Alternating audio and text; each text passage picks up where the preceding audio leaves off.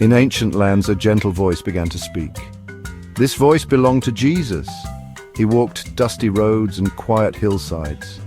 He spoke of God's great love for every person. His words were like cool water to thirsty souls. He taught with kindness, patience, and a deep understanding of the human heart. He said, "Love your neighbor as yourself." He told stories, simple parables that opened eyes to heavenly truths. People listened. They had never heard anyone speak like this man. His message was one of peace, forgiveness, and a new way of living, a way centered on compassion. Jesus did more than just speak wonderful words. He showed God's power through amazing miracles. He healed the sick with a touch, a word. Those who could not see saw, those who could not walk leaped for joy. He calmed raging storms with a command, showing his authority over nature itself. Large crowds began to follow him wherever he went. They came from villages and cities, drawn by his wisdom and his power.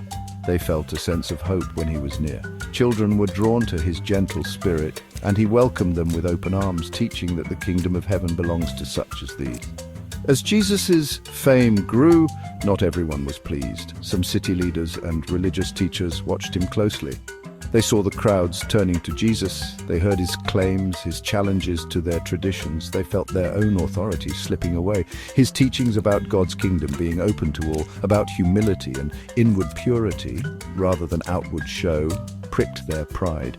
They began to whisper among themselves. They saw him not as a messenger of God, but as a threat to their established order, a danger to their way of life and their positions of power. These leaders started to meet in secret. Their fear turned into a dark plan. They decided that Jesus had to be stopped. His influence was becoming too great, too unsettling for them. They believed that by arresting him they could silence his voice and scatter his followers. They looked for a way to take him quietly, away from the adoring crowds who might protect him. The shadows of a plot began to lengthen, even as Jesus continued to teach about light and love, knowing what lay ahead but moving forward with divine purpose. Among Jesus' closest followers, his 12 disciples, there was one whose heart grew troubled. His name was Judas Iscariot. He had walked with Jesus, listened to his teachings, and witnessed his miracles. Yet darkness found a way into Judas's thoughts. Perhaps it was greed or disappointment or some other hidden pain. He made a decision, a terrible choice that would echo through history. He decided to betray his master, the one who had shown him nothing but love and trust. This decision weighed heavily, a secret carried in the folds of his robe. Judas went to the leaders who were plotting against Jesus. He knew they wanted to arrest him. He offered them a way. For a price, he would lead them to Jesus when he was vulnerable, away from the protective crowds. They agreed, and the price was set, 30 pieces of silver. 30 pieces of silver, the price of a slave, was deemed enough for the Son of Man. Judas took the money, the cold coins a stark contrast to the warm teachings of his Lord. The deal was sealed, a pact made in the shadows against the light of the world. On a quiet night, Jesus went with his disciples to a peaceful place, the Garden of Gethsemane. He went there to pray. He knew his time was near. He asked his closest friends, Peter, James, and John, to watch and pray with him, but they were tired, and sleep overcame them. Jesus prayed alone, his heart heavy with sorrow. He prayed to his Father, "Not my will, but yours be done." He was preparing for the immense suffering that awaited him, a burden he would carry for all humanity, a sacrifice born of ultimate love. Soon, the silence of the garden was broken. Torches flickered in the darkness. Soldiers and temple guards, led by Judas, approached.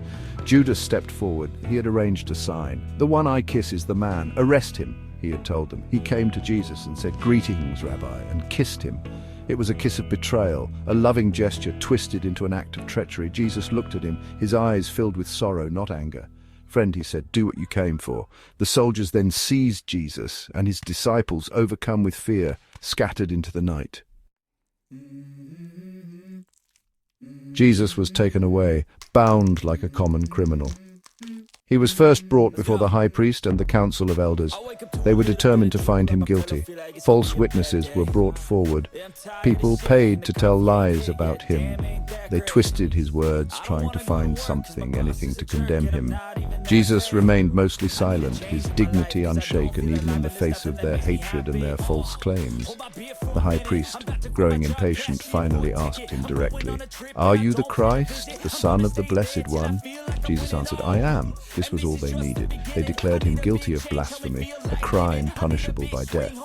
Under Roman law, the Jewish council could not execute anyone. So early the next morning, Jesus was taken to Pontius Pilate, the Roman governor. The leaders accused Jesus of treason, of claiming to be a king, a rival to Caesar. Pilate questioned Jesus. He found no real fault in him. Pilate sensed that the leaders had handed Jesus over out of envy. He tried to release him, even offering the crowd a choice between Jesus and a notorious prisoner named Barabbas, but the leaders had stirred up the crowd. They shouted, "Crucify him! Crucify him!" Pilate, fearing a riot and wanting to keep peace, washed his hands, a symbolic gesture of his reluctance, and then handed Jesus over to be crucified. Before he was led away to die, Jesus endured terrible mockery. The Roman soldiers took him into the governor's palace.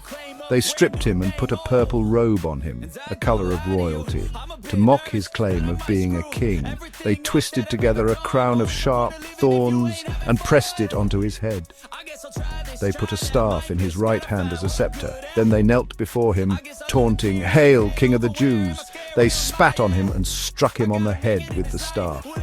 He bore all this suffering, this humiliation without retaliation, his silence a powerful testament to his strength and purpose. Then they made him carry his own heavy wooden cross through the streets. The journey to Golgotha, the place of the skull, was agonizing. Weakened by the beatings and the loss of blood, Jesus stumbled under the weight of the cross. Finally, they reached the hill.